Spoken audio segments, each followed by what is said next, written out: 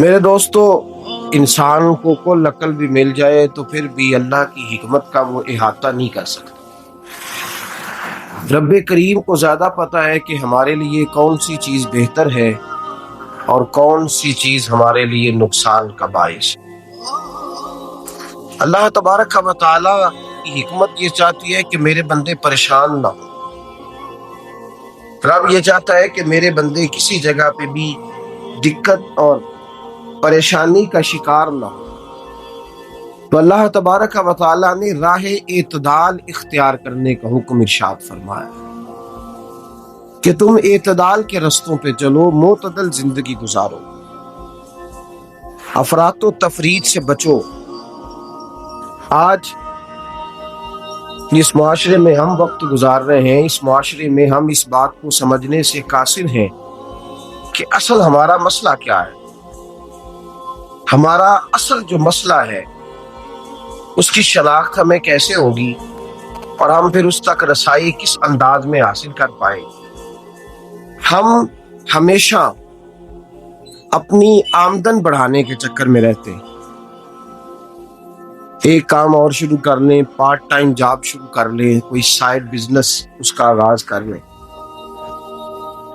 ہماری جو دوڑ لگی ہوئی ہے وہ لگی ہے کام بڑھانے میں، آمدن بڑھانے میں۔ حالانکہ اسلام ہمیں یہ کہتا ہے کہ تو آمدن بڑھانے کے چکر میں نہ پڑ، اصل بات یہ ہے کہ تو اپنے خرچے کنٹرول کر۔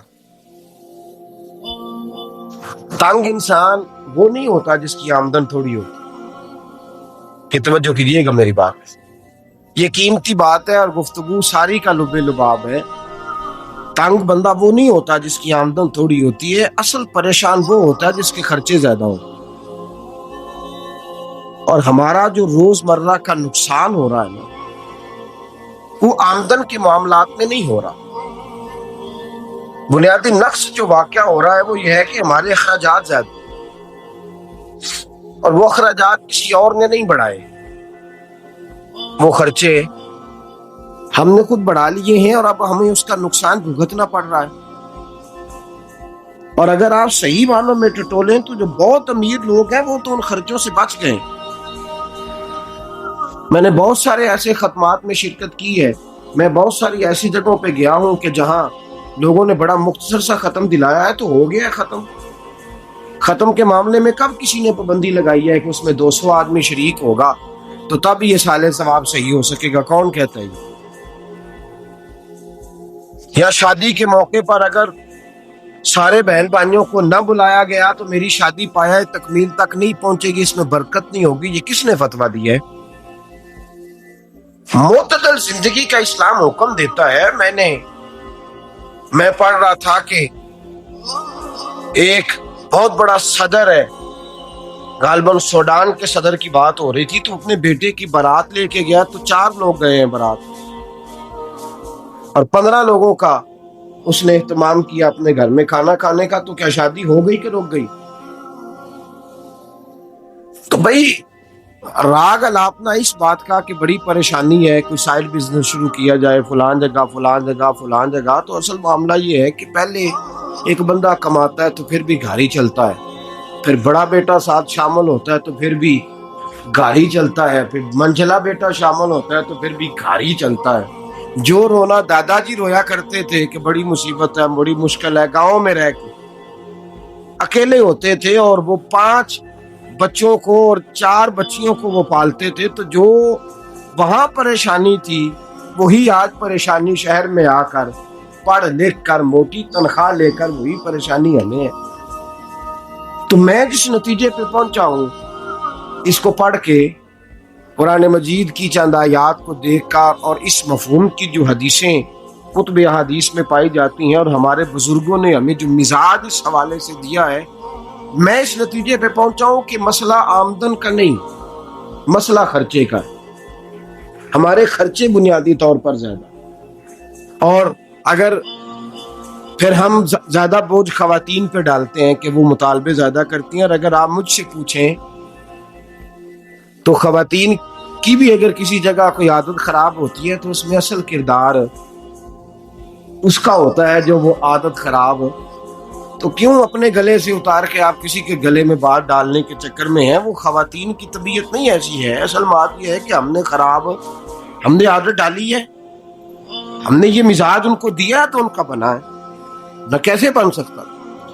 تو اعتدال جب تک زندگی میں نہیں ہوتا, پانی پیاس بجھاتا ہے لیکن ایک گلاس ہی ہو تو پیاس بجھاتا ہے, بالٹی کو منہ کو لگائے گا تو کپڑے بھگو دے گا اس کے. حالانکہ پانی بری چیز کا نام نعمت ہے نا بہت بڑی اللہ کی, لیکن پیالے میں ہی اچھا لگتا ہے. کوئی مٹکا منہ کو لگائے گا تو تانگ ہوگا, پیالہ ہی بہتر ہے اس کے لیے. تو میرے دوست, مٹکے سے بھی بعض اوقات کام چل جاتا ہے, لیکن اگر کوئی کہے نہیں مجھے دریا ہی چاہیے تو اس کا تو گھر بہ جائے گا, سارا گھر بہ جائے گا اس کا. ہمیں دریا قابو کرنے کا بورڈ بنایا ہوا ہے تو اس سے گھر بہا کرتے ہیں, اس سے گھر بنا نہیں کرتے. گھر پیالے سے پانی پینے سے بنتا ہے. اگر تو دریا پہ قبضہ کرنے کا موڈ بنائے گا تو گھر بنے گا نہیں, گھر بہ جائے گا. آگ نہ ہو تو کھانا پک نہیں سکتا, لیکن ہلکی آنچ سے کھانا پکتا ہے. اور اگر آنچ تیز کر دی جائے تو جی قرینے قیاس بات کر رہا ہوں, میں عقل سے ماورا نہیں کر رہا. قرینے قیاس سمجھانے کے لیے مثالیں دے رہا ہوں. ہلکی آنچ پہ کھانا پک جاتا ہے اور آگ تیز ہو تو کھانا جل جاتا ہے.